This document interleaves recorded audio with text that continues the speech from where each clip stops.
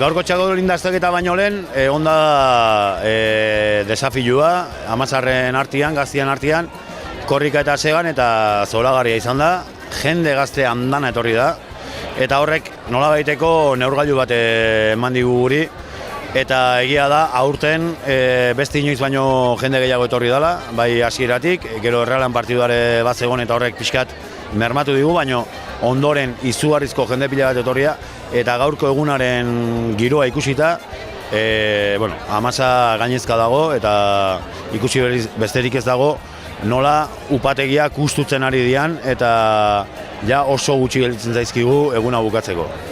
Orokorrean oso ona. Azpimarratzekoa da upategi batzutako jendea edo nagusiak etorri dela gaur, bai Arginanoko bodegako nagusia zan edo arduraduna zana, upaingoa upategikoa ere hemen dago, Urkikoa ere hemen dago, Ikakoa ere hemen dago, eta denen iritzia edo denen hitz berdina da zoragarria dela. Gaurko eguna, horrelako eguna, Amasa batean egitea, txakolindaztaketa bat egitea, zoragarria dela.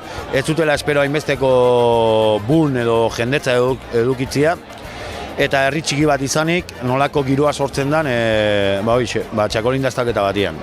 Eguraldiak asko lagundu digu, eguraldi txarra ginezkero frontoian egiten dugu, baina egia da gaurko egunez horrelako giro batekin jendea erakartzeko ere balio izaten dula, eta txakolin freskoa edateko ere beste aitzaki badala.